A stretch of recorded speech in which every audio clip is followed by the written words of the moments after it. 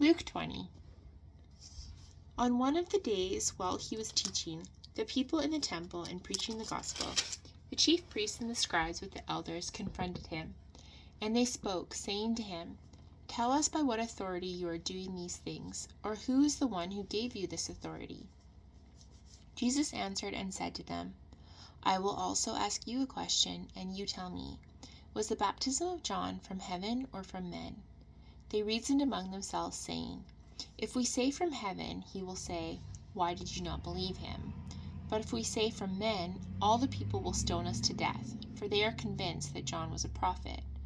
So they answered that they did not know where it came from. And Jesus said to them, "Nor will I tell you by what authority I do these things." And he began to tell the people this parable.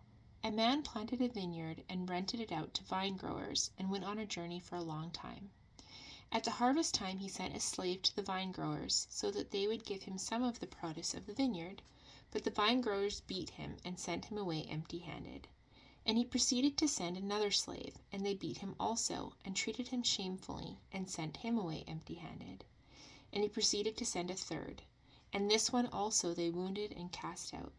The owner of the vineyard said, "What shall I do? I will send my beloved son. Perhaps they will respect him." But when the vine-growers saw him, they reasoned with one another, saying, "This is the heir. Let us kill him so that the inheritance will be ours." So they threw him out of the vineyard and killed him. What then will the owner of the vineyard do to them? He will come and destroy these vine-growers, and will give the vineyard to others. When they heard it, they said, "May it never be." But Jesus looked at them and said, "What then is this that is written? The stone which the builders rejected, this became the chief cornerstone. Everyone who falls on that stone will be broken to pieces, but on whomever it falls, it will scatter him like dust." The scribes and the chief priests tried to lay hands on him that very hour, and they feared the people, for they understood that he spoke this parable against them. So they watched him and sent spies who pretended to be righteous in order that they might catch him in some statement, so that they could deliver him to the rule and the authority of the governor. They questioned him, saying, "Teacher, we know that you speak and teach correctly, and you are not partial to any, but teach the way of God in truth. Is it lawful for us to pay taxes to Caesar or not?" But he detected their trickery and said to them, "Show me a denarius. Whose likeness and inscription does it have?" They said, "Caesar's." And he said to them, "Then render to Caesar the things that are Caesar's, and to God the things that are God's." And they were unable to catch him in a saying in the presence of the people, and being amazed at his answer, they became silent. Now there came to him some of the Sadducees, who say that there is no resurrection. And they questioned him, saying, "Teacher, Moses wrote for us that if a man's brother dies, having a wife, and he is childless, his brother should marry the wife and raise up children to his brother. Now there were 7 brothers, and the first took a wife and died childless, and the second and the third married her, and in the same way all 7 died, leaving no children. Finally the woman died also. In the resurrection, therefore, which one's wife will she be? For all 7 had married her."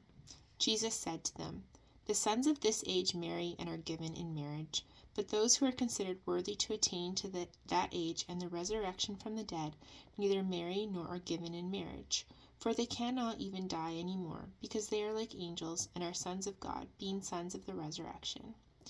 But that the dead are raised, even Moses showed in the passage about the burning bush, where he calls the Lord the God of Abraham and the God of Isaac and the God of Jacob.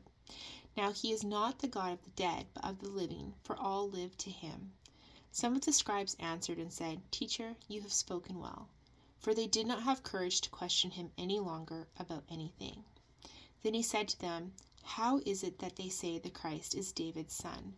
For David himself says in the book of Psalms, 'The Lord said to my Lord, sit at my right hand, until I make your enemies a footstool for your feet.' Therefore David calls him Lord, and how is he his son?"